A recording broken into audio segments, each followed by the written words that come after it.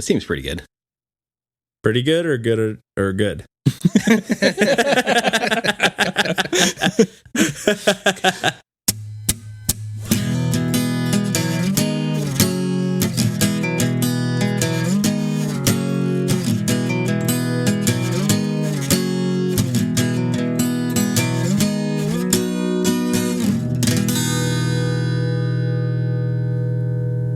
Hey everybody, welcome to Pursuing Pixels. This is episode 9, and my name's Kevin Portelli, and I'm here tonight with DJ Mandolini. That is me, hello. And Randall Nolery. Hey everybody. And how's everybody doing today? You guys ready to talk about some video games? I sure am, Kevin. Oh wow. I'm also prepared to speak on video games. That is more energy than we've ever had. DJ's coming in hot. Let's go. He heard he had the hot coffee. He heard he had the hot mic. Getting in there. All right. So, we're, I think last week we mentioned we were going to veer from the format a little bit from doing a game each week. And talked about doing a game each month so we can kind of just, follow our gut, follow our instinct into, just kind of what we're feeling like playing throughout each week and have that one thing that we're going to follow up on at either the end or the beginning of the month. And we'll touch on what that game is going to be for the month of July at the end of the episode here. Yes. But what's that? I just said yes. That's a reason to stay tuned. There you go. Exactly. But yeah, we'll just start things off right off the bat. I think one of the few games that, and even though we didn't decide to play this, I mentioned that I was playing some 20XX this week, which I think Randy, you and I bought this. We were like just talking and looking through the eShop one day. Many moons ago. Yeah. And we were like, oh, let's pick this up. And it's just been sitting on my Switch. And if you're not familiar with the game, it's kind of like a Mega Man X themed roguelike. It's very similar in format if you've played something like Dead Cells or not quite as in-depth or like Rogue Legacy, something like that. That doesn't have quite as deep of a skill tree or anything like that as far as like your permanent unlockables, but you kind of have like some permanent upgrades that you can get or some items that you can unlock that you can then find within your individual runs. But it's essentially just like it's not exactly Mega Man X, but I mean you essentially you have Nina, who's your main character, who is essentially Mega Man X, or does Mega Man have a name? His name is Mega X. Man. His name is just X. I believe so.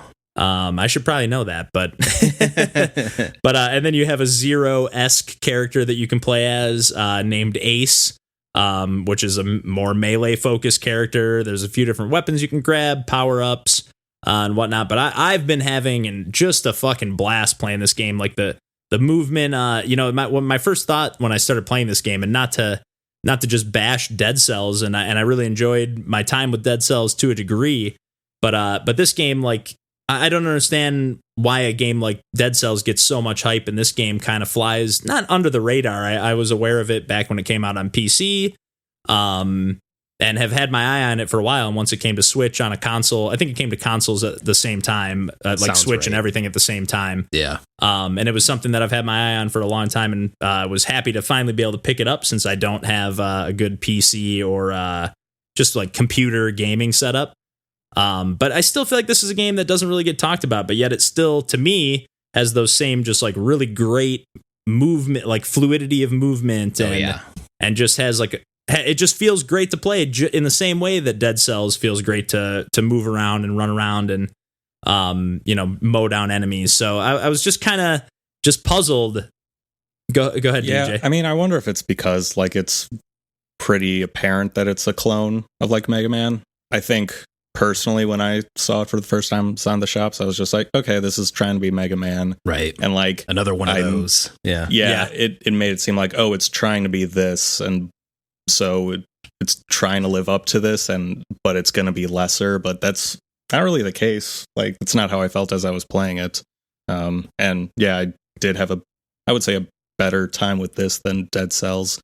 But I guess Dead Cells does have the benefit of like appearing like an original title. Well, I don't know. I mean, Dead Cells' original conceit was to be kind of like a, not necessarily like Symphony of the Night, but it's kind of going for a little bit of that Castlevania, like explore the castle, and like you have these different paths that you can take. But right. I think that's kind of what they were going for. I could be wrong. I can't speak for the developers, certainly, but I think that's maybe a little bit a lot of these roguelikes I feel like have a little, like, even Rogue Legacy, which we mentioned as well, is like kind of a Castlevania-ish themed thing. So I feel like a lot of them kind of take a game or a genre or a series or whatever and kind of flesh it out into like what's good about that, what feels great about that. And some are successful, some not so much. But I really feel like 20XX hits the mark, like, your dash mechanic and, just like in Mega Man X, you can dash, you can do like a dash combined into a jump to clear some longer gaps, and you can even wall jump. You can do that dash jump off of a wall, which I didn't realize at first, but there was some gap. I was like, how can I clear this? Like, this is impossible to clear without taking damage. And then I realized, I can just dash off of the wall into a jump, and it just feels great to zip around. And one thing that I will agree with DJ on, we were playing a little bit of the co-op earlier. Yeah. And which is another cool feature, although I can't say I was as hot on the co-op aspects of this game, which we can get into in a little bit. But I totally forgot what I was going to say. I did want to add one more element as far as we're talking about this being, another Mega Man game or a Mega Man clone, but some context to keep in mind is they announced this in 2014 to be a Kickstarter, and during that time there were no Mega Mans. Capcom forgot that Mega Man existed for a long time. So for this game to come along and kind of fill that gap of being the new Mega Man X, I think people were rightly excited. And it seems like it's kind of hit the mark. It didn't come out until 2017, but yeah, I've enjoyed what I've played as well.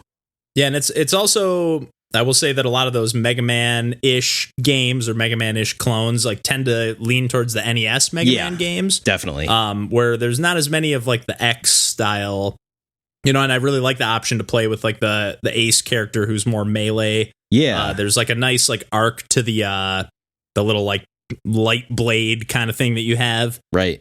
Saber thing. And there's different, you can get like a long like spear and a bunch of different starting weapons. Like you can get like a spread attack for Nina, which is more, that you can still charge and everything like that. And I think there's even a few unlockable characters. I was looking online. I didn't want to spoil myself too much, but I remember when I got it, it was on sale because there was like a new character that they had added. Yeah. But I don't know how you go about unlocking them and whatnot. So that's cool. But yeah, just like, this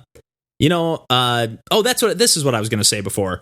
DJ and I were talking about how the boss battles are sometimes maybe leave a little bit to be desired. They do, there's the same like 8 or 9 bosses that you have to beat every time. They're weaker to different enemies' power-ups and stuff, just like in Mega Man. Although I don't find myself utilizing that all that much. I just kind of tend to go with whatever my blaster or my main weapon is. Right. But I think that I tend to, and this is just in general anyways, I tend to enjoy the like platforming and precision jumping and just the kind of finesse elements of exploring the levels and whatnot. And not just in this game, but just in games in general. Yeah. That present those kinds of challenges. Like I prefer the acrobatics and whatnot as opposed to just like beating a boss. And I mean, like there's tons of cool bosses I've played in games that have like some different elements. And there's cool bosses in this game where you have to kind of like, it'll spawn like there's like a ice penguin that spawns like 3 ice blocks that will then spears, like ice spears will spawn either from the ceiling, the floor, the wall, or either of the 2 walls. And you have to then like quickly use those ice blocks that spawn to block the spears from the direction they're coming in. Otherwise you can't dodge them. Oh, wow. So there's like some cool ideas in the boss fights, but I just think they tend to be a little on the easy side, at least on the standard difficulty. Yeah, I guess my issue with the bosses was more so when we were playing co-op, because it seemed like we were just plowing through them really quickly. See, I feel like it's the same on single player a lot of times too. I don't know how much you've played. You played just a few I've runs. just played. I've been at your place. So. I feel like two or three through runs. Bosses pretty easily too. With especially mostly the kind first of the normal attacks for what that's worth, kind of like you were saying. Yeah, and then after you beat a boss, you get a choice, which is kind of cool. You get a choice to either pick like each boss has a power up that's associated with them, or you can pick like either like nut, which is like the currency in the game. You get like 10 coins or whatever, or you can pick like a randomized power up, which again you can use your I forget what they're called, like chips, some kind of chips. Soul chips, yeah. And there's certain enemies and bosses will give you these soul chips, and those are kind of like your cells that's like your currency that you use to unlock things like in the main game. Right. And then the nuts that you collect are just to buy things throughout your run. So you find like little like totem poles that you can, or not totem poles, but little like health vending machines, right. and little energy vending machines, and there's shops that you can find. There's little challenge rooms that are sometimes like don't take any damage or clear these 3 waves of enemies, or to get a power up at the end of it, or don't take any damage throughout this like obstacle course. It's got a lot of variety,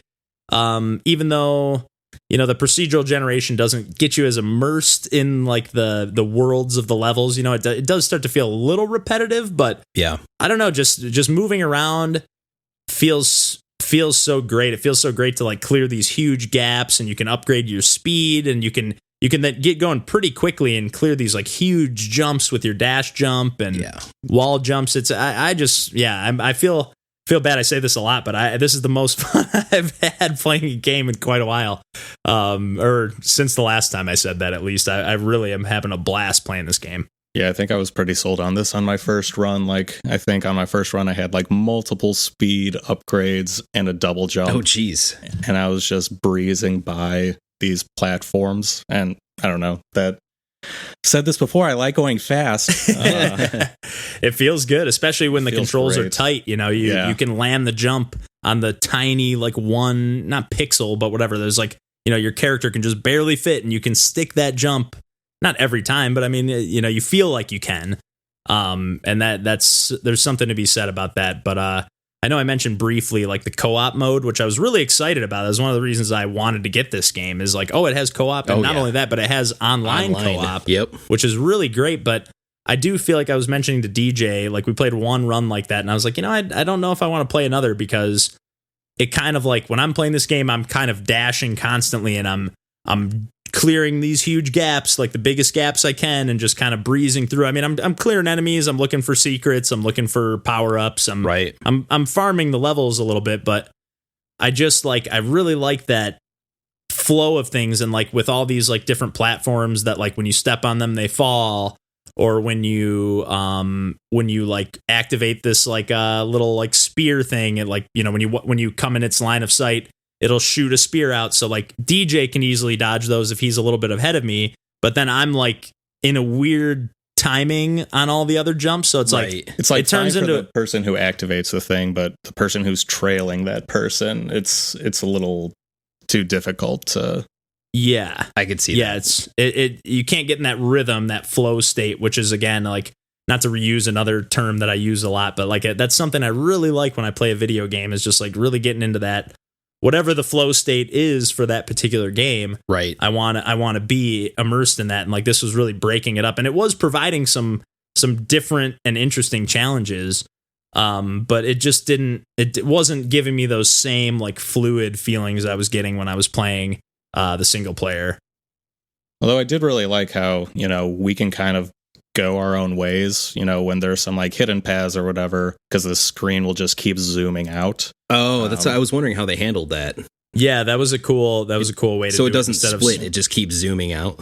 Yeah. Correct. I don't know how far it would zoom out. Like, I don't know if I stayed at the beginning of the level and if DJ went all the way to the end, because some of these levels can get a little bit long. Yeah. So, and some segments where we were pretty far from each other, but it didn't seem to hinder. Yeah, I was still able to stick the jumps, these like tight, precise jumps, and it did get a little better when we would split paths, because again, we weren't triggering the same traps and enemies and stuff. So, but yeah, I'm just overwhelmingly positive on this game, and I'm chunking away at it, and I still got probably a little ways to go, and I don't have any plans of stopping playing this game anytime soon. So that's awesome. Not getting it when it was on sale. And now it's the first thing I've added to my wish list on the Switch. So whatever that's worth. Beautiful. One game on the wish list. Do you have any more to add on that end, Randall? Not a ton. I definitely haven't played it quite as much as you guys. Maybe I've put an hour in. So I just kind of wanted to see what the mechanics were about, because like you said, I've had this game sitting on my Switch forever as well. The only other thing that I'd note is, even though I'd have somewhat of an easy time with boss battles, it's interesting that you kind of keep your same health even when you go back to your base area. So you have to spend, the currency to regain your health to continue on. So you can't do what I was trying to do, which was kind of like just run up and spam the bosses and kill them super quickly. Like there are consequences to that if you're not following the patterns. So that was my experience anyway. I see. Yeah. Your health is you don't get a full recharge after the boss. You're not battle. getting refilled afterwards to move on to the next level automatically. It's something you have to be conscious of and refill manually. Yeah, you might get a few health pickups in the chest that spawns after you kill the boss, but it's only 2 or 3 notches at most. So exactly. So yeah, and say otherwise. Yeah, I don't think I've actually even made it through a second level yet in my runs, but my time was kind of divided. So I definitely want to play more of it. You'll get there. Oh yeah, yeah. I will happily continue playing this game. So we think we can wrap up 20XX there. I mean, I guess in the spirit of Mega Man clones, yeah. Talk about Venture Kid. Go for it. You clued me in on. It was on sale in the eShop. I think it's originally $10, but it's on sale for $7.50, and it looks like one of the more NES style Mega Man games. But I guess the aesthetic is maybe more a little Battle Kid-ish. Oh yeah. But you got your 8 levels, and you get an ability after each one. And once you beat all 8 of the levels, then you get access to the final fortress where the Wily-esque villain is inhabiting. But yeah, it feels very tight, feels like Mega Man. It's maybe a little easier, and it's a pretty bite-sized game. I'd say it only took 2 hours to beat it. Oh man. But yeah, I mean, I've always enjoyed Mega Man games, so I mean, as a kind of a bite-sized version of that, I mean, it seemed to do everything I wanted. And I think it was very clear, also, after you beat a boss, you get an upgrade, and they're very clear about showing you, this is everything that this upgrade does. Your boomerang upgrade will both, attack an enemy, but also grab items. And, the freeze mechanic will let you, freeze an enemy in place, but lets you jump on top of them without getting hurt. That's cool. Stuff like that. It's almost plays out like a little cutscene. After you beat the boss, DJ showed me a couple quick levels, and it's you beat the boss, and then your uncle, helper, whatever is there to give you your power up at the end, and then you run a little bit down the path, and then it'll show an enemy coming, and you'll throw the boomerang at the enemy. You're not doing anything, but it just plays out a cutscene that you'll kill the enemy, and then on the way back the boomerang scoops up the item. So yeah, it just shows you exactly what it does. Yeah. Right. So very well implemented and streamlined. And I was digging the music, which we didn't mention about 20XX. I really like the music in that too. Same. It just feels super authentic to the Mega Man experience, and no different here with Venture Kid. And there was you were playing a survival mode, which seemed kind of cool. I know there's there's a few different difficulties, and which didn't seem like there was much difference. I think you had one less hit point. Yeah, it looks like you've got less health, and I think the bosses have more health, but the levels themselves seem to play out the same. But the survival mode, was that you said they were not randomly generated, but maybe, right? You said it was just playing out different chunks of levels, and it was just get as far as you can, because at the end it was most. It said levels completed 5, and then it had a record for most. Which it was, and it wasn't even 1-for-1 parts of levels. I think it was they set up little chunks in the same aesthetic as some of the levels in the game, but unique to those levels. But yeah, it's just get through as many chunks as you can without dying once. Right. Yeah. As soon as you die, it just gives you that. Essentially a high score for how many levels you've beaten. Okay. So yeah, it essentially is you're just playing one screen's worth of a level. Okay. That's interesting. Yeah, it seems like a cool way to I don't know, add a little value to that. If you had fun playing the campaign and you're still messing around with the mechanics, I get suckered into sometimes of those high score chasing things. So yeah, I can't say that I'd get I'd play it for days on end, but yeah, that's a thing that the Mega Man Legacy collection games also have, and yeah, those are nice touches. How does this compare difficulty wise to the old school 8-bit Mega Man games? So I do think it's easier. Like I found myself using my regular blaster like most of the game. And, oh wow, okay. And I feel like it wasn't until that the final fortress where I was getting like multiple game overs in a level. So I think for the most part, a level will take you like 5 to 10 minutes. Okay. But, some of the later ones, you fuck up like I did. Maybe a little longer on those. Sure. All right. How do you feel like you come down on the whole? Would you recommend this game, or do you feel like not that you have to like endorse it or say it sucks, but like it was definitely a good time. I mean, I guess like it's a question of like how much are you willing to spend for a game that's not that long, and like paying $7.50, like I'm fine with that. Originally, like being $10, maybe some people feel like that's fine. Maybe some feel like that's not enough or that's too much for the amount of time they're getting. I mean, it's person by person, but yeah, for sure. In terms of like, I definitely had a really good time playing it. Yeah, and to me that still seems pretty fair. I mean, I think we've talked about this before, but like you want to go see a movie in a theater, it's like $12-15. It's like, for real. For about 2 hours of entertainment. So like, a $10 game that only lasts 2 hours. I mean, if I have fun for 2 hours, I can't say that I have had fun for 2 hours at every movie I've gone to see. No. So yeah, and you can replay it whenever you want. You've already purchased it at that point versus a movie is a one-time thing in that way. Yeah. And not to say that every game is replayable, but yeah, you have access to that. Whereas, if you go to the theater, you can't just be like, what, I think I want to go see that again tomorrow. I think I'll pop back in. So, yeah, I don't know. Yeah, for me, that's like, again, not everybody's level or everybody's, the value of money is different for every person. So I don't want to say like, oh, $10 is just cheap, but for me, that seems like a valuable. If I had a good time for 2 hours, $10 seems fair to me. I'd rather have a compact experience that was well thought out the whole way through than something that's fluffed out a couple extra hours to get me more quote unquote value for the money. Right. I'd rather have a tighter experience for sure. Yes, absolutely. Right, which we were talking about a little bit before with Uncharted, but we won't get into that just yet. But DJ and I have been gabbing on for a little bit here. Did you have anything more to add to Venture Kid there, DJ? Or I think that's about it. Let's keep it concise like the game. There you go. Stay on theme.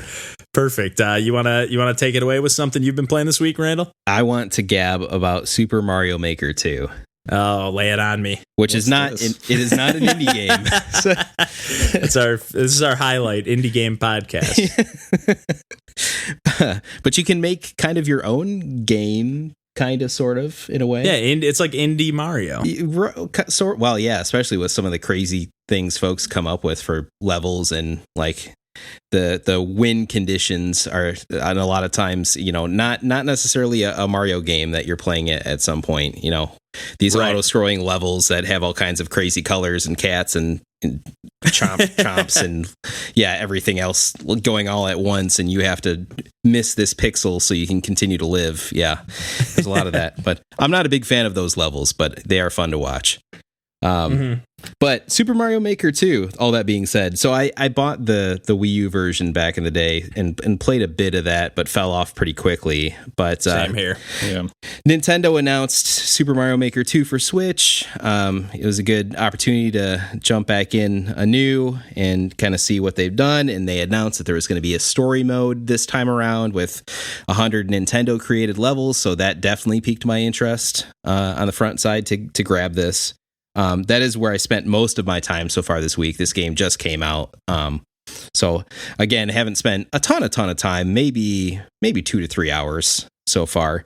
But most of that time in story mode, where the conceit there is, Princess Peach's castle got destroyed, and now you as Builder Mario have to help the Toads reconstruct the castle, and you do that by collecting coins and doing jobs, and the jobs are always to complete levels, and an easy level might only give you 50 to 100 coins. A really difficult level, you might get like 300 coins.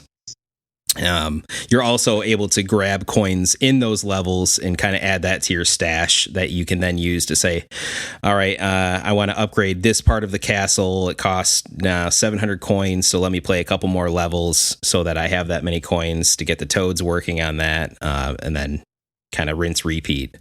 So how is the difficulty of your levels evaluated? There's like this star system where it's like 1 to 4 stars at a glance that shows difficulty. And well, you're talking about in the campaign, though. In the campaign, right, so these are all Yeah. Nintendo created levels, and generally, I would say it's been pretty on the mark for where they point the difficulty to, and what I end up playing. Where if it's a 4-star difficulty, it's probably a level that I'm not going to be able to beat just the first time through willy nilly. Okay. And are you feeling like it's like, are you feeling like you're playing a Mario game while you're playing these story levels, or are you feeling like they're adding some of those win conditions into the mix, or you feel how does it feel? Does it feel like a story mode of a Mario game, or is it different? Not really. It feels like the story mode of a Mario Maker game, where they're like, I think what they're trying to do is, if it's somebody like me, and I think you guys might be in the same boat, where we're more attracted to playing the levels as opposed to creating levels. Although it's kind of a cool thing that you can create the levels. That's not what I'm going to immediately jump to. Right. That's not where I'm necessarily going to spend most of my time in something like this. Although the tools are amazing. But no, in each level, you can definitely tell Nintendo's like, okay, in every level, we want to make sure there's at least one element that's kind of new that we're introducing to the player, so they can see that this is an option when they go to create levels.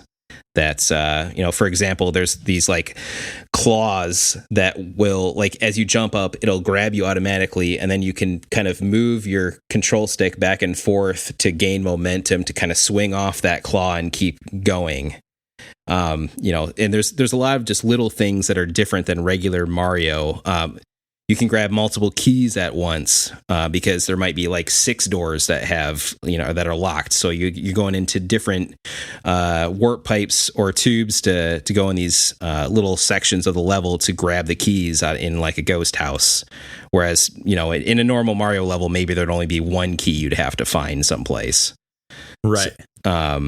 Or, there's a win condition, you have to kill all the enemies in a given level. So there's a ton of different options they have for different win conditions and stuff that makes it feel not quite traditional Mario, but because the gameplay itself is just like, they've nailed the mechanics of what Mario 3 or original Super Mario Brothers, or in this one they added Super Mario 3D World, which I love that game, and they've made it 2D, which is interesting, but it feels really good. Or it's mostly the new Super Mario Brothers Wii mechanics, but they've added things like Catsuit, and it's just like an upgraded version of that style. Yeah, I was curious about, number one, the decision to do that, because obviously it's not originally a 2D game, right? But then also, like, watching some of the trailers and stuff, it looks like someone like when you're climbing in the cat suit and some of that stuff, it looks like really slow, and I don't know, it just doesn't. I already don't like how the new Super Mario Brothers games control, right? How it feels like those are the only games that I don't like how it feels to control Mario. That and Mario 1, which I think is kind of what they're trying to emulate physics-wise with those games. Yeah. Whereas, like, Mario 3 and Super Mario World really give me, like, you can really finesse your jumps a little more in the air. Yeah, you just have a little more. Mario's a little bit lighter. He's a little less weightier. Totally. Less floaty in those games. Yeah, and I saw I'm really not super into that. So I mean, if Super Mario 3D World in 2D, it feels just like the new Super Mario Brothers games, that's definitely a little bit of a bummer for me. It feels like that, but it feels, I don't know, it feels just a little bit better, and I can't quite explain why. Maybe I just like the aesthetic of 3D World better too, and that's just makes me more positive towards that theme. Because I agree, the new Super Mario style is definitely my least favorite amongst the styles that will crop up in this game. I will guarantee that if I get this game and make levels, I will never make a new Super Mario Brothers level. Oh, same. Yeah, definitely going to be hanging out in Super Mario World and in Mario 3, just like you said. Same deal. Yep. Although the original Mario, they've done a good job. It does feel the same. I played a lot of the original Super Mario Brothers, but I don't know. There's enough there where I don't know. It feels good in its own way too. Once you get used to the way the jump feels and the way the run feels in that game. Yeah. But I don't want to completely devalue that game or anything, but I'm just not a super big fan of the original Mario Brothers or Super Mario Brothers, I should say. Right. Or how it feels. So I probably wouldn't even like even when it comes to just playing levels, I would probably only play Super Mario World or Super Mario 3 themed levels. I definitely get more excited when, I'm in story mode, and just from at a glance when I'm selecting a quote unquote job to jump into a level, you can't really tell what the theme of that level is going to be. So then I select it and like, oh yes, it's a Mario World level. So I'm a little bit happier now. I'm going to beat all of these, but it's a style I like. It's going to be better. Other new elements in this one that I'm appreciating so far is they've got local and online multiplayer, was not really a thing before, and co-op editing, which is kind of crazy. Oh, cool. Yeah, the editing tool, and I definitely played around in that a little bit too to make my first level, and it's robust. There's a lot going on. Kudos to Nintendo for making something that powerful that's that easy to use, because that had to be complicated to create. Especially to make it so free. It's like, wow. Right. And to make it so user friendly, super user friendly. What else? Oh, they added slopes, which weren't in the, which is kind of crazy that like slopes are such a big thing to slide down the slopes, but that was not. Yeah, take out all the Koopas or whatever, the buzzy beetles. Yeah. Yeah. You can scroll in like diagonal directions with the auto scrolling stuff. Really practically anything you could think of that you'd want to do in a Mario level, I feel like is at your fingertips here. And now, like, you can post. Well, this was the case in the original Mario Maker as well. But people are posting their levels online all the time. And it seems like they have it set up to really easy, like tack your code in the corner. Yep. And your level code, like it's like a friend code kind of thing, 12-digit code or whatever, and you can put the name in the top. It seems like you can kind of take some screenshots or take some video or GIFs or whatever and set something up. Yeah, and that's probably a better way of doing that, because, again, the searchability is not great, but they try. I mean, there's like a popular section and a highest rated and stuff like that when you go in there to download levels to play. And I can only effectively like unlimited Mario levels. So yeah, and I can only imagine there's like forums and stuff like that where you can seek, if you really want to seek out what you can find in this game, just go online. I'm sure definitely there are multitudes of people talking about what are some good levels to play. Absolutely. So kudos to Nintendo. They didn't even have to make something like this, but they did. And yeah, I'm definitely happy to own it, and will definitely be putting more time into this. Definitely feel a lot better the fact that they did create levels to put in there, because like they haven't made like a new 2D Mario game since like the Super Luigi, which was like 2013. Yeah, so, that's true. I don't know, and I prefer the 2D Mario, so like I'm glad that they're not just being like, oh well, you guys make the levels, like they're actually investing in developing some of their own. So and on top of that, I'll say too, when you go into the level creator side, the make side they call it, there's videos that play for every lesson. There's like basic and advanced, and then like super, I forgot what the third section's called, that's even more advanced, but there's videos that go along with each one of them, and there's kind of like a back and forth dialogue that explains what you can do, what you probably shouldn't do to make well-crafted levels. So they really do a good job holding your hand in this one too.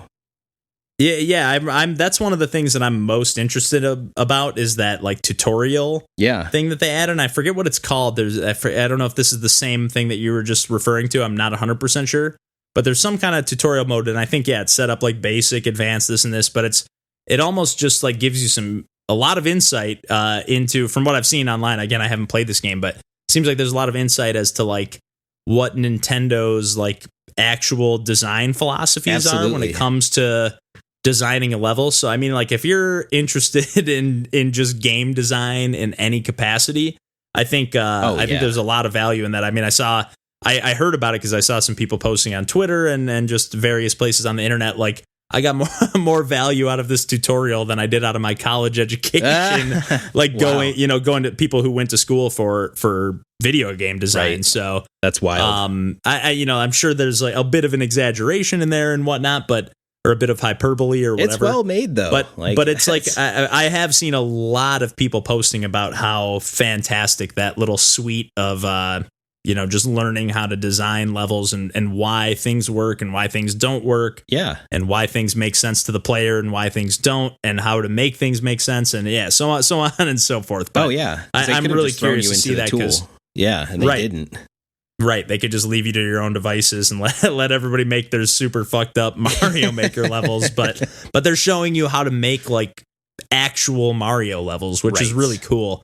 And I am a little bummed to see that, at least until now, there's always the possibility for patches, but it looks like there's not the ability to make your own worlds, or at least playlists of levels that you can say, hey, here's my like world that I put together.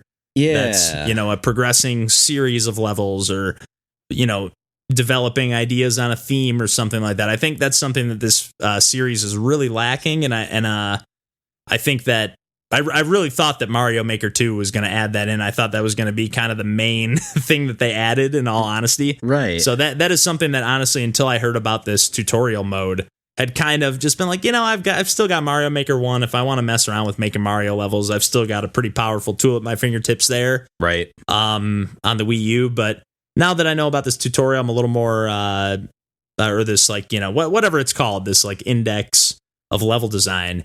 I'm a little more interested, but yeah, I'm a little bummed. I would really be intrigued by making my own like set of 8 levels or something. Right. It doesn't need to be anything fancy. You don't need to let me make my own map, although that would be awesome. Yes, but, it would be awesome. I understand that's adding another, another complication to the design, but it would be nice to be able to say, hey, I want to string these 4 levels together, or these 8 levels together. Right. So. Agreed. Yeah, and that's how I remember playing the Wii U version, and going on some place like Reddit, and some guy was like, here's the 8 levels I made, but you have to download them individually and then put them in this order, downloaded, and like you can sort of kind of play them in order that way. So that's what I did. But yeah, it'd be a lot more streamlined if they had something like you're talking about, just like, here's my 8-pack, play it together. This is my right, game. Or just let you like curate some levels, or at least make your own playlists, even if it isn't like putting them online as a set of levels. Yeah, but like let me make a set of levels of my own. Yeah, that I'm able to, or just like you said, recommend, but make it easy to do that. Like, hey, I want to set up and play these 10 levels with only 5 lives, and set like let you set some challenges for yourself. Yep. I think that would be something that could really expand this game. But again, Nintendo's been great about, patching games and keeping them updated and adding new features and stuff. So hopefully they're I've heard a lot of people talking about wanting a feature like this as well. So yeah, and this game's got a bunch of buzz already, so I'm sure they will stay on top of keeping this one up to date. Yeah, cool. Well, to go from a total AAA Nintendo experience to a more of a AA, I guess, an indie Nintendo experience, I guess, sort of. Even though it's made by HAL Laboratories, but DJ and I got into playing the some of the co-op levels of Box Boy and Box Girl. Oh yeah, which came out on the Switch a couple months ago. I think it's only $10 normal price. And this is a series that I think there's 3 different games that came out on the 3DS. The original just being called Box Boy, and they have continually just expanded on some of the ideas, and it's a pretty simple, or I shouldn't say simple, it gets a little tricky, but but a simple premise, mechanics are 2D, simple. yeah, a 2D puzzle platformer, like with more of a focus on the puzzles than the platforming. You're really not doing any finessing of your jumps or anything like that. It's all about you're pretty heavy, so it's not like you can rely on. Yeah, or even like they set up sections where like you can't like fall down here and just catch the edge of that ledge. Like if you fall down that like drop, you're gonna hit the spikes below you. Like there's no way to avoid it. So it's a little more scripted in that regard. But you just you play as this box character, and each level sets you with a series of challenges. In this case, I have not played any of the single player mode in this new game. We just played the co-op mode, which you can play as a single player and just kind of swap between the two different characters. That's and cool. there's just Box Boy and Box Girl. I think they have names. I didn't catch them, but there's just like each world has like 6 or 7 levels, and they throw a new little gimmick. You know, sometimes there's spikes that you have to avoid. Sometimes there's like these electrical blocks that you have to avoid as well. And your main method of getting around, you can walk and you can jump, again, like not very ably, but then you can extend, like each level will give you you can extend boxes out to either above you, to the left, or the right. You can't go below you, but you can, everything's kind of grid based, I guess, in a sense. Yeah. And you can extend to clear if there's a gap that's it's too far for you to cross jumping. You can create a couple boxes and throw them. You have a limit to how many you can create at a time in each level. But let's say I can make 2 at a time. I can create 2, chuck them over the spikes, cover up that gap, and then we can walk across it no problem. Or I can extend upwards so that DJ's character can then climb up to a higher ledge. I love stuff like that. Yeah, and it starts to get a little trickier when you can then, like, one of the mechanics that's a little more physics-based, or not physics-based, but a little more platformy, but you can kind of create like an upwards, like an upside-down L shape, and then latch onto any ledge. So wherever, like, let's say I can create 5 boxes, I can create 4 up and then 1 to the left, and then I can jump up and hook that one that's hanging off to the left onto a ledge, and then if I retract, or like if I retract, is that the right word? Retract? Yeah, if I retract, it'll pull me towards the end, not to where my body is. It'll actually pull me towards the end of my chain, so I can get up onto that ledge without actually being able to jump that high. Right. And it's so there's a lot of interesting puzzles or something. Yeah. Yeah. That's a really good example. Yeah. But it gets interesting because there's like challenges that are all based on like there's a crown or sometimes multiple crowns on each level that are just kind of precariously placed. None of them have been super difficult to grab so far from what we've played. And then there's just how many boxes did you actually create? And DJ and I are maybe getting a little more into like, because you can extend and keep holding down the button and then retract. And if you never let the button go, you never technically used those boxes. So to get our 3-star rankings, which we don't know if we really have to be going this like meta on it, but we're definitely like, all right, extend and just hold it down. I'll climb up. I'll get up there. Then you retract. And like we've beat a few levels with using 0 boxes. Wow. And like definitely trying to figure out some different ways. And it is a little annoying. At first, exactly I thought I kind of liked it, but they don't really tell you how many you need. Like you need to use less than 10 to get the 3 medal ranking, and at first I kind of like how many medals you got, but not what the requirement was. You kind of have to just intuit, okay, we used 20 and we only got 2 medals out of the 3, so we got to try to do less than 20, but it doesn't say you have to do less than 15 to hit the, so it's a little, some of them, like we said, we used 0 and we got the 3 stars. Some of them we used 35 and we got the 3 stars. So all the levels are very varied. There's some that are just like you can see the exit and the start right on the same screen. Right. Some of them you're kind of moving along a path for a little bit longer. But if you're familiar with the Box Boy series on the 3DS, it's pretty much just more of the same. I feel bad when I'm playing these puzzle games sometimes, and I feel like DJ feels the same. Not to speak for you, but we were bossing each other around a little bit, and I don't know. Once we kind of just talked about it, and we're like, hey, just as long as we're just trying to solve the puzzles, like no one's being an asshole here. Yeah. So, but it feels like you're being an asshole. Like, no, just try this. Yeah, like once one of us sees a solution, just do it this way. Yeah. So I feel like we got into a good flow of like we basically Yelling were at like, each other. okay, if you if you feel like you have a solution, start describing it, but also start doing the first step of that solution so that you can start setting it up, and then you can describe to me what I'm supposed to do after that. Makes sense. And then we can go from there. So we got, I have no idea how long this game is, but we're on like the 6th or 7th world. Man. That again are like, 6 or 7 levels each. Wow. They're super bite sized. It's nothing super meaty. Definitely you could play one level in a couple minutes, maybe 5. But you can get stumped here and there. But for the most part, we've been kind of just chugging along, but I'm having a good time. It's a super clean black and white aesthetic for the most part. There's a few colors here and there to kind of accent some things, but I'm not a huge fan of the art style. It looked a little nicer on the 3DS, and I don't know if that's just the nature of, just having like a kind of small bite-sized experience on a small bite-sized platform. Right. But blowing it up big on the TV, it does feel like a little bit more of a trite experience, I guess. I don't know how else to describe that. I'm having a good time, and again, for $10, I mean, it's well worth the $10 I paid for it. But I don't know. There's something about it that's leaving me feeling like it's lacking some character. Yeah, I mean, I guess the lack of color is what bothers me more than, I guess, the style itself. Because, I feel like it's very similar looking to a Paper Mario game.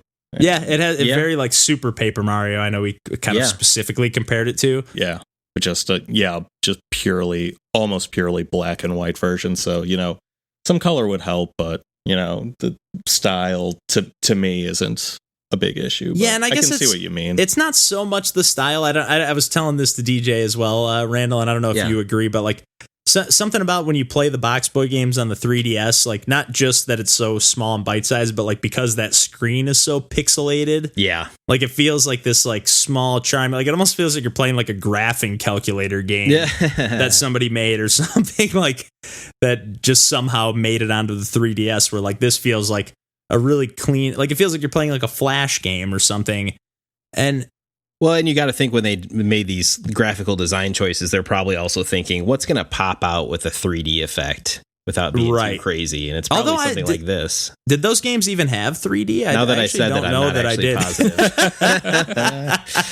That's a good question. Oh, man. Crank that slider up to max. There you go. I only ever went I did. What's that? I only ever went about halfway on that. Really? I actually always cranked it up all the way. God. I really enjoy the 3D effect on the 3DS. You're out of your mind. I do too, but it just it wore my eyes down to go full blast most of the time, even with the new 3DS with the tracking thing. I guess I never played any game on that system for whether it was new 3DS or the original, but like I never played anything for that long. Yeah. Like the longest bursts were probably Super Mario 3D World. Yeah. That I played. 3D Land. Super Mario 3D Land, which is far outclasses 3D World, and I really like 3D World, but 3D I think Land 3D Land, you just couldn't beat the last level in 3D World. Oh, geez. That's true, but I don't know. 3D Land is maybe my second favorite 3D Mario game. It's so good after Galaxy.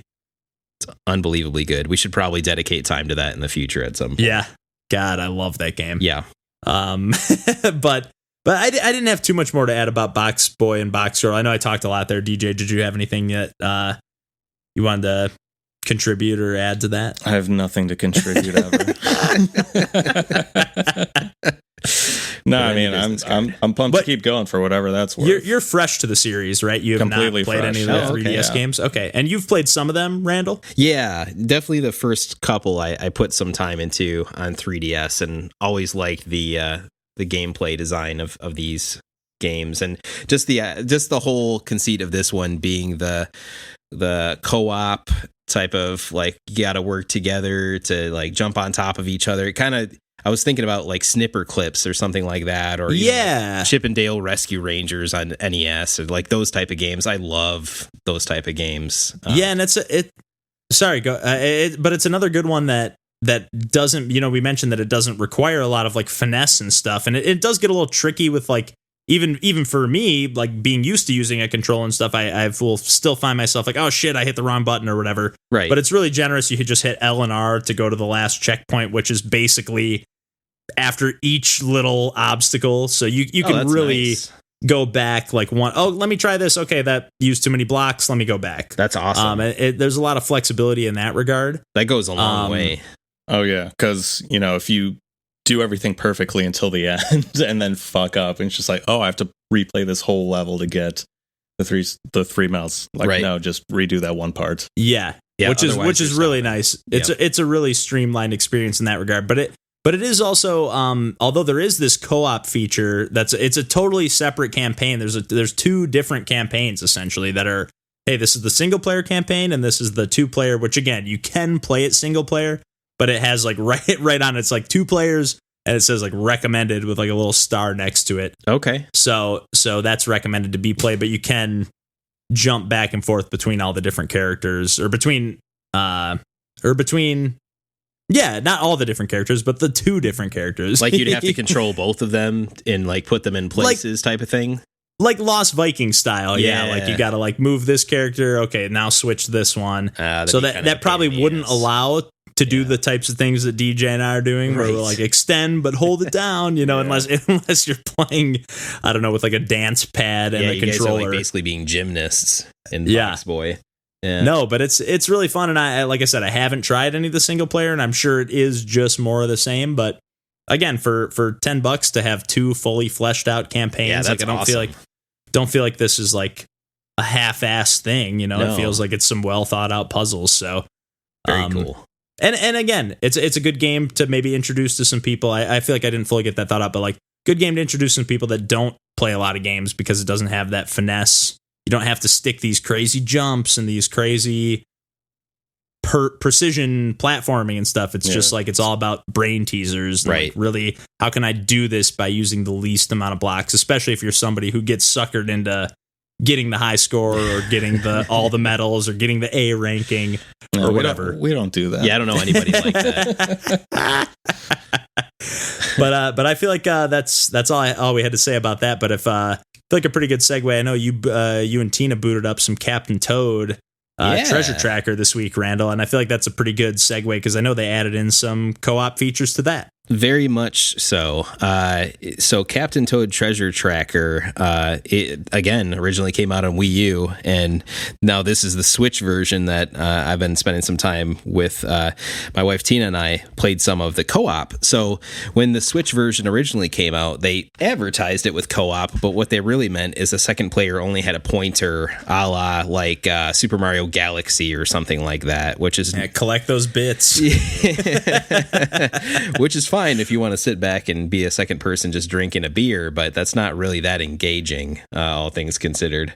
So it's not some couch, not the couch co-op that you're looking for. No. So when I first bought that, I was kind of disappointed because I didn't look far enough into it when they had advertised that to see what it actually was. I just assumed it was, there's Toad and Toadette or another Toad, and we'd play, the same level at the same time with 2 characters. So they actually patched that in.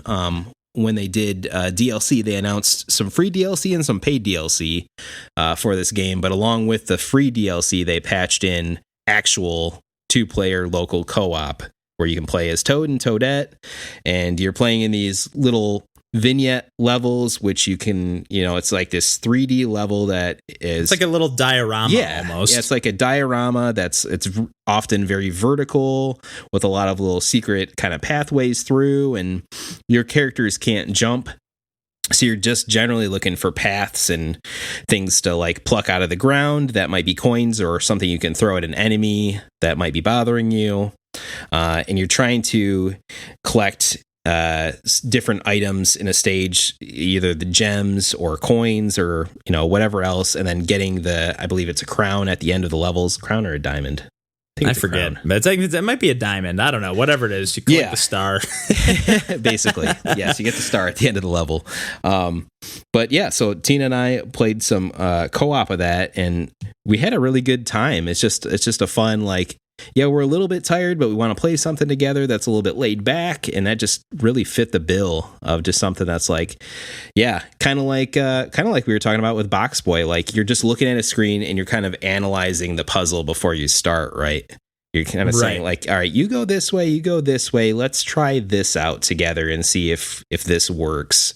I just love that type of coordination that can happen in a co-op setting. So, there's often secret conditions in the levels too that you find out about after you've beat it, to say like, oh, you can go back in this level and there's actually a secret so-and-so, the secret, gem that you didn't see before that gives you another reason to go back and replay a level. There's like a challenge, right? Or like kill all the enemies or kill all the good. There's like always like a goal to complete to get like the extra little tick mark. One extra checkbox per page. So the other thing too is like all the levels are in this book, this kind of hardcover book that opens up, and each level is on a different page, which is kind of a cool way to present that as well. But the only flaw, if you were to call it a flaw, that we found is, so both players have the ability to rotate the level at the same time with the right analog stick.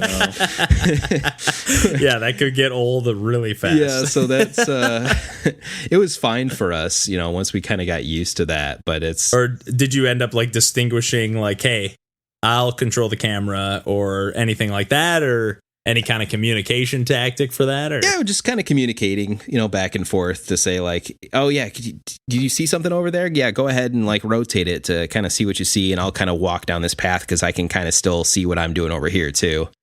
Just a lot of communicating that way. But besides the regular kind of diorama Toad levels, there's also these kind of on-rail shooter levels, and we experienced one of those before we stopped too. It was kind of like the last like boss chapter, and that was a ton of fun too. You'd like drop immediately into this mine cart, and then it's like a first-person mode where you're shooting out your turnips. The turnips. And like, hitting blocks and hitting bad guys and collecting the gems with your turnips. And so they kind of vary up the different gameplay elements too. So I'm having a fun time with this game. I'm glad they re-released it, and I think there might be another set of DLC because I bought the DLC package. I think they still have a little bit left to release, but don't quote me. Oh, cool. That. Yeah, it's good stuff. That's what mostly we were playing is the DLC stuff. And I was just gonna say, now, were you playing like these DLC levels that are co-op, like specifically co-op? I know you said they added it into the rest of the game, but I mean, are you finding that they're a la kind of like Box Boy, Box Girl? Are they doing like a totally separate campaign that's like requiring you to work together, or are they still just more of the same that you can also just happen to play together? Yeah, more of the same. Definitely more of a, I think, designed for single player use, but work beautifully as co-op levels as well. And I've just been playing the DLC stuff because I did play a decent amount of this on Wii U. I actually beat this game on the Wii U, and awesome. I also had a fantastic time. And not to spoil anything for this game, so just fair warning, skip ahead a minute or two if you're worried about any spoilers, although it's not anything super significant. But tag it in the description. I know you said that these are some of the. No, I'm not going to do that. Yeah. But I know you said this is like presented in like a book form, and as I was playing it, I was kind of like, oh, this is like, man, I'm having a great time. These puzzles are really clever. And it's just like it's just really charming. And then actually, to go back to Super Mario 3D World, not Land, World, but this is where these levels kind of spawned. They were like little mini like puzzle challenges in Super Mario 3D World. There was like one Captain Toad level in each world, right? And then they spun this off into a full game, right? And then now I've added some different things, but I really enjoyed those. And was when I found out they're making a full game, I was like, oh, I'm curious. And I think it was only like $40 as opposed to the full 60, retail price game. Yes, it was. And I was just like, I had a great time. And again, once you beat that first book, I was like, oh, that was a fun little game. And then, oh shit, a second book opens up and there's a whole second campaign. And then after you beat that, a third book opens up and there's a whole third campaign. And like, there's like, they're not like boss battles, but because they still are puzzly. Yeah. But there still is like some hectic is not quite the right word, but there's these fast-paced, frantic moments, and you're still dodging some stuff. Again, you don't need that total. You don't need full. You don't need to have full understanding of like how to use a controller, as long as you can move a character around with the joystick. You know, again, right, like you can't jump. It's not crazy finesse, but you do need to maneuver around a little bit. Yeah. And you need to be able to, you got to have some good timing. It's not all about just hitting buttons. But yeah, I mean, I had a blast with this game. I've considered rebuying it multiple times on the Switch, and if it ever is cheap enough, I probably will snag it. Especially with these co-op editions. I don't think they ever added that stuff into the Wii U version. So right, no, they didn't. So that was a major reason why I double dipped on this one. Yeah, and again, just nice to see Nintendo to see them realize or recognize that they had a good idea. Yeah. In Super Mario, maybe I don't know if they were just testing the waters with it in Super Mario 3D World, or what the end goal was. If the end goal was to introduce that so that they can make this game, right, or what. But to me, it just seems like realizing that they had something there and deciding, hey, let's flesh this out. Let's see what we can do with this. Let's put some people on this and turn it into something. And thankfully it turned into something really, really fun that's a little bit different from the Mario stuff, because the Mario games are solely focused on jumping, or primarily focused on jumping. And this is focused on nothing but not jumping. Yeah. It makes you think outside the box a little bit. Yeah, which sounds cool. like it wouldn't be fun, but it totally is. Yeah, because it puts you out of your natural comfort zone with a Mario game and says, okay, here's a level that looks a lot like Mario, but you are not Mario. You do not have his abilities. And a really nice balance, of like that puzzle solving and finesse. I found it was a really nice, like, I felt satisfied when I figured something out. Oh yeah. But I also felt satisfied when I like weaved my way through a little set of traps. So yep, a really nice, honed experience. Yep, really fun, creative levels in the DLC too. So I definitely fully recommend going that route if you do end up buying the Switch version. Is getting that DLC. Yeah, have you played this at all ever, DJ? No, just the levels that they had in 3D World. Okay. So. Any thoughts on those, or any recollections, or not really? Oh god, it's so long ago, but I like puzzles. I mean, I remember, I think I had a generally good time with that game, and that was a big part of that game. So yeah, and I will say they really take those ideas and run with them. Like it does not feel as tiny as like those felt like, oh, here's a little challenge. Like these feel like not full-fledged levels, but I mean they are bite-sized, but they feel a little more fleshed out. Yeah, it's not just one little gimmick or one little idea that you got to figure out. It's like multiple layers. Yes. Of you got to do this to be able to do this, and then this. There's more to it than what is on offer in the Super Mario 3D World game. So if you enjoyed those puzzles and wanted a little more out of that, or wanted to have a little more leisurely Mario experience while still itching your noggin a little bit, I'd say it's definitely worth checking out. All right, I'll take your copy of it. Yeah, you should gotta buy it so they can that. make a sequel. Anyways, DJ, you got anything else you want to talk about this week, DJ? I didn't have much time for anything else, considering I finally beat Bad North. After we haven't talked much about that. Do you have anything you want to? Oh, jeez. All right. Okay. I love it. I played over 60 hours of it. I don't regret any of it. Go buy Bad North. There you go. Yeah, we've definitely talked about this game the last couple of weeks. And was there anything that changed? Like, do you feel like you'll go back once you beat it? I know we mentioned maybe on one of the previous episodes there's a new update coming out.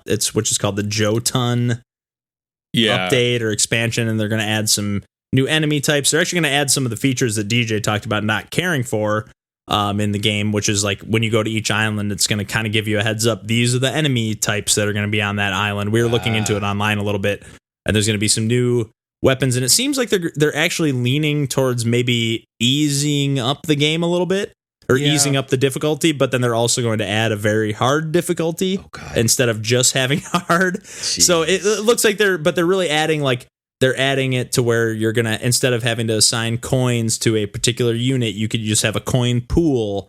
And so they're making it a little bit more forgiving, but also adding a little more depth and some more like perks and upgrades you can add to your parties and stuff. But yeah, it's one of those things I was wondering, like, are they making it easier because people weren't up to the challenge, or because like they realized that like, oh no, like this should have always been here. This is like the more fair way to do this.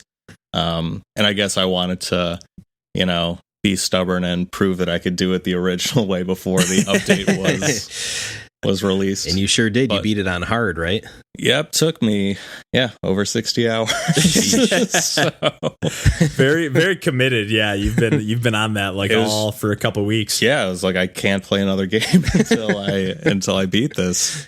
So I can't play Venture Kid until I beat Bad North. Well, the nice thing too is, again, I know we mentioned this before, but like unlike 20XX, where you're playing each run and you're getting some soul chips and okay, yeah, I didn't beat it, but now I'm more powerful, or now I have more health, or now I have more whatever. Like Bad North is just like, oh, you didn't beat it? Fuck you. Start back at the beginning.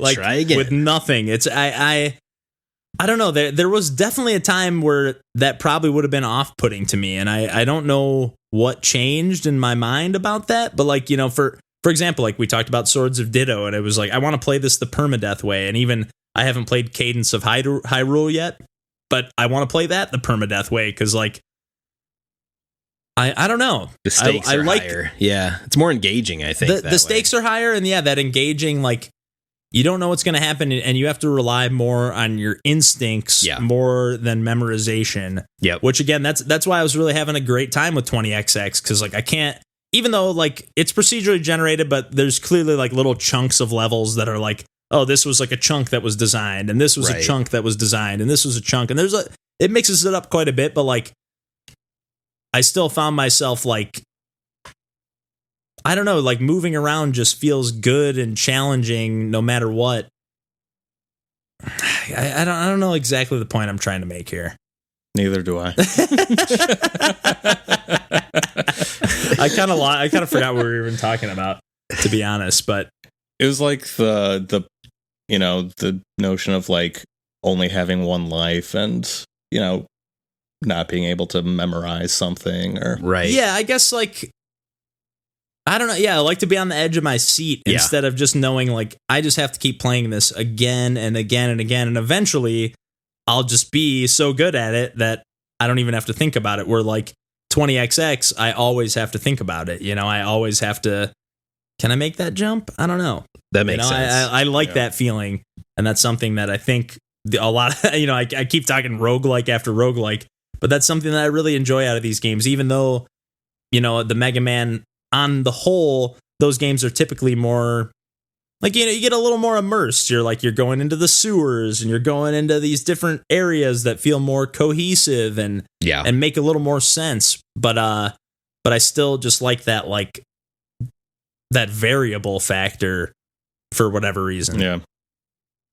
I mean, it makes it, you get, well, I'll just speak for myself. I feel more rewarded when I beat something like that rather than like, oh, I just memorized something. Right. Yeah. Yeah. I played the song exactly like they wanted me to, Right. There's a little more of a skill factor that comes into play. Not that it doesn't take skill or a different set of skills to memorize things and compartmentalize that. Yeah, it's like, but you yourself become like more adaptable to whatever comes your way. Yeah. You get more fluent in like the game's language. Definitely. Which really feels great. I love that feeling. So yeah. Got a little derailed there, but anything else you've been playing this week, Randall or DJ? Or I really have been putting all my time into 20XX and Box Boy and Box Girl. I've started The Messenger, which is like a Ninja Gaiden like game.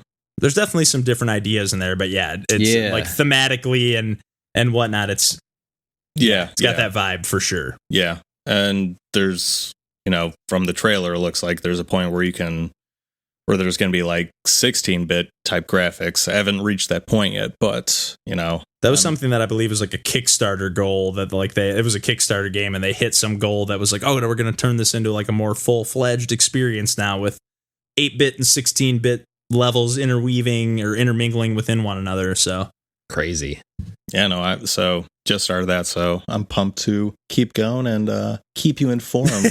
How far are you along? Just a few levels, or? Yeah, I'd just be like the first level. I'm maybe like an hour in. Okay, but liking how it feels so far. This one's been on my radar, and another one from Devolver Digital, who's a huge indie publisher. Oh yeah, who I'm sure we've mentioned a couple times, if not more by now. So last week we kind of forgot to talk about it a little bit, or at least I wanted to talk about it a little bit. But we went out to Logan Arcade, which is a local bar here in Chicago with a bunch of arcades, or a bunch of arcade games, I should say. It's called a barcade, Kevin. But they've got a couple of Killer Queen cabinets, and I'm not sure if this is a game that you're familiar with, although you live in another big city or nearby, Randall. Oh, I'm familiar with Killer Queen. Okay, so this is and unfortunately it's a game that travels around to different conventions and shows and stuff like that. And then and they have it in a few bigger city, a lot of these, Chicago and Seattle where Randall's at. And Portland, I think they're in a few different arcade bars or barcades, if I'm going to be politically correct here. Barcade, yes. But it's a game that's going to be coming to the Switch soon, Killer Queen Black in particular, and I'm imagining that'll come to other consoles and platforms eventually. But I believe it does have an exclusive Switch, at least launch release. Huh. But at least in the arcade version, I've played this a handful of times at Logan, and it can get a little cutthroat. Like people can get there's leagues there and stuff like that, and people that are playing can kind of be assholes. and to be frank, but this time just becomes super competitive. Yeah, it's like there's like this oh, you're not serious about playing. It's like I'm here to have fun. Yeah. So I didn't come here to be a dick. So we went to the arcade bar anyway for DJ's birthday a couple weeks ago or last week, and played some Killer Queen, and we were kind of like milling around trying to find enough people to play because it's a 5-on-5 game, and you essentially there's two sides of the cabinet. There's one team plays on one side, almost like a battleship setup where like you can't see the other teams. You can see what they're doing on the actual game screen, but like they're on one side. You can kind of hear each other talking, but it's enough with all the other commotion that's going on in the bar, at least. Right. There's enough commotion. You really can't hear. You can maybe hear them like talking shit. You might hear them be like, oh, they're going for this strategy, which I guess we should get into real quick. So it's kind of like a single screen arcade game, a la something like Donkey Kong, the original Donkey Kong, or Joust. Or the gameplay's like got similarity to like Joust or Balloon Fight, right? Joust is probably a better comparison. Yeah. But it's cool. You have 3 different ways to win. Is that correct, DJ? Yeah. So each side has like a queen bee and then like 4 up to 4 worker bees. And so the worker bees can collect berries for the hive, and collecting like 15 or 20 or something like that. Yeah, that's one way. Like first team to do that can win. Your worker bees can turn into like fighter bees or whatever.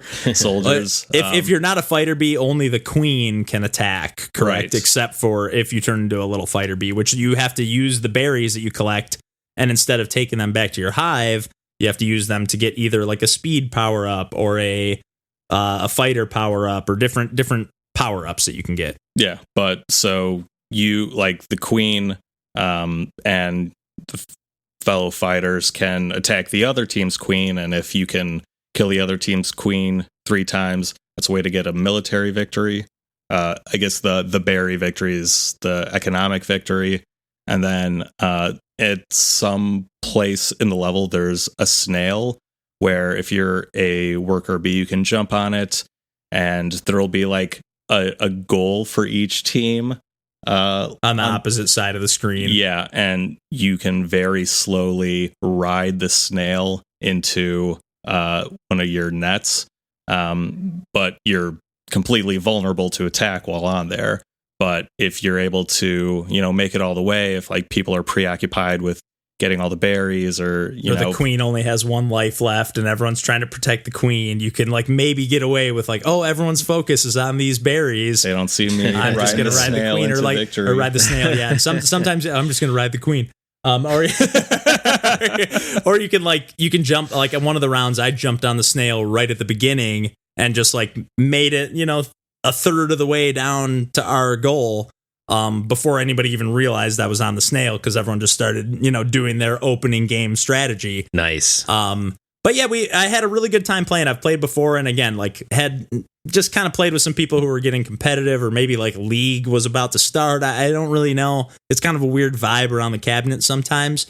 But this time was like we were just kind of milling around, like figuring out, do we have enough people? Should we try to find a few more? And then some other people came up to us like, hey, you guys want to play? And so we just started playing. We even had a couple random people join our team, or one random person at least. That's so cool. But it really, like, when it's fun and when it's called, you could hear the other team talking a little shit. We're talking a little shit, but like in good fun. It wasn't like this like serious. I don't know. Just some of that stuff can be like Smash Brothers can get that way sometimes too. If you're playing with people who take it super seriously, it's like, it's a game, man. Like if you're at a tournament, that's one thing, but like we're literally just playing this game for the fun of it. Right. So yeah, like during the leagues, I get it. It's a league match. And if you're serious about this game, whatever, I got no problem with that. But like if it's off hours and we're just playing for fun, it's like going to the bowling alley. Right. And people have a couple beers free bowling and like, it's free bowling. Hey, what the fuck, man? Yeah. Like, get it. It's just, I don't know how I feel about the attitude and the culture that surrounds this game, at least in these barcades. So I'm personally really excited for this game to be coming out on a platform that I can play online and in my house with people that I actually like. And you can avoid everybody else, all the rest of humanity. Yeah, but again, these people that we ended up playing with kind of helped me have a good time playing it, because I don't know, we were kind of in that weird state of like, we don't have enough people to play, and and we ended up just having fun. So. Yeah, just the fact that it's going to be more available will make it so people of all levels of competition will be able to play, not just the ones that play it the most, that are in tournament play, at this one bar in the city that has the game. Yeah. Again, it's like I think there's only like a dozen or a couple dozen cabinets in the there aren't country, that many cabinets out there. Yeah, so it's a game that's kind of hard to come across and is kind of this niche market, kind of like stuff like not anymore, but stuff like Nidhogg or Johann Sebastian Joust and stuff like that, like these games that just kind of traveling around to conventions and whatnot, and just kind of have a name in that regard. Right. But it's cool to see something like this really getting a full-fledged release. I'm excited. I have it pre-ordered. So nice. I'm excited. And that's, I think, what is that, August or September that comes out? I think it's like August really 20th soon. Or something. I think it is August. Yeah. Yeah. I'm pretty excited for that. I'm not going to go for the physical copy. I'm a sucker for having these pick up and play, fire them up games like right on the Switch to like, oh, you guys in the mood for some Killer Queen? Let's do it. Yeah. Like, no, I'm the laziest piece of shit ever, but yeah, that's pretty much what it boils down to. So I can't blame you. Yeah. But yeah, looking forward to playing some Killer Queen once that's out on Switch, and that's really all I had to say about that. So is it time for the game of the month wrap up? Yeah. So yeah, I think we mentioned at the top of the episode here that we're going to forego the game of the week format that we've been using for the past for pretty much every episode so far. I think we've maybe have gone off that a couple times, but I think a game every week is just number one, getting to we're spending a bunch of money. Yeah. We're also it just a week's time is pretty short. So we want to make sure that we're picking a game that we're all three interested in playing, and maybe one that we have all spent little to no time playing, so that we can all be coming into something fresh and have something that anyone listening along can play along with us and have plenty of time to squeeze in at least enough time to, feel like you can engage in the conversation. And so I think this month, or for the month of July, I should say, we're going to go, I guess it is this month, by the time this comes out. Heck yeah. But we'll also be... right now, it's July. It's July 1st. God, I got to pay my bills. It is got to pay those bills, those automobiles. But yeah, so we're going to be talking about Bloodstained Curse of the Moon. So not Bloodstained Ritual of the Night, which was just released and is kind of like a Castlevania Symphony of the Night spiritual successor from the creator of that game, or one of the creators of that game, if I'm not mistaken. But this is a game from Inti Creates, which was like a Kickstarter goal that is more along the lines, from what I understand, of Castlevania 3 for the NES. There's like a few different characters you can swap between. And this is one that I think we all own. Yep. I think DJ and Randall have put a very minimal amount of time into, and I have not touched. So I think we're excited to play something semi-relevant, even though it isn't the actual new game, and go from there. Do you guys I'm have psyched any about it? Yeah. I mean, Castlevania 3 was the Castlevania game that we owned growing up. Oh, cool. So, like, I remember just my dad and I playing that game a lot. So, really looking forward to playing a game that, is very carries similar. That torch. Yeah. I've never really played any. I mean, I've dabbled in all of the Castlevania games. Like, I've booted them up. I've played them on the DS, the NES, the Super NES. I've played a little bit. I've played Symphony of the Night. I've played a lot of all of them, but or a little bit of all of them, or a lot of them.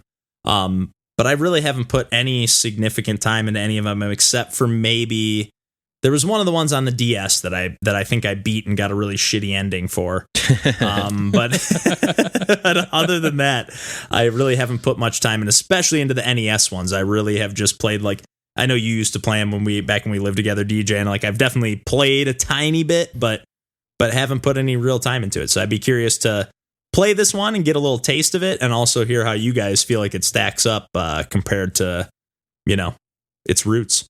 Definitely. Yeah, I've got a decent amount of Castlevania experience myself, so I've been holding off on this one. Very, very excited to play through this game finally. So nice. Yeah, and if I have a good time playing this, maybe I'll finally boot up those all those Castlevania games that I bought from that weird guy in that trailer that one time. Did you get all of them from? I didn't. Wow, I got them all from that guy. Yeah, Jeez. I had none of them at that point, so I picked them all up from that. You got so many games guy. that time. that guy had so many games. Yeah, but we'll probably get into that another time. Yeah. We'll have him on the podcast. Yeah, stories Call of him up. pursuit. Yeah, pursuing pixels quite literally. But anyways, I think that wraps up a pretty sloppy episode for us this week. So I'll have some editing to do on my hands, but you're welcome. Hopefully, it's a real slopper for you, Kevin. Made it little extra sloppy Joe, for you. little sloppy Joe for you, sloppy J. But anyways, thanks for listening, everybody. If you want to find us on the internet, we're at pursuingpixels.com, and you can just search Pursuing Pixels otherwise. Yes, sir. But until then, we'll catch you guys next week. Have a good night and rest of the week, and we'll talk to you next time. Take Bye, care. everybody. Take care. Bye-bye.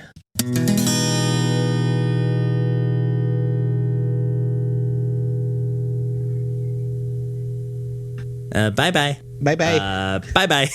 What's that from, DJ? Oh, God. Oh, the Jim Baker stuff. Bye-bye. Bye-bye. Bye-bye. You ever watched any of those like super deluxe videos, Randy, where they're all like just crazy, like edited? Like Steve Harvey clips and Jim Baker, who's like that weird like ex-convict pastor of some kind. He's like, you gotta buy these buckets of my apocalypse food. My end times. Yeah, there's these people just edit these videos together like they're, those like big plastic like circle tubs that literally the only thing I've ever seen them used for is like at a family reunion full of ice and beer or soda. Like, you know what I'm talking about? They're like, you get them at like, they're almost like little mini kid pools almost. Yeah, they're not big enough to be a kid pool, but it's like, and they're like just brewing up these stews in these big buckets and like scooping them out with like these giant ladles, and they're like, oh, look at that chili. And it's just like dripping off the spoon.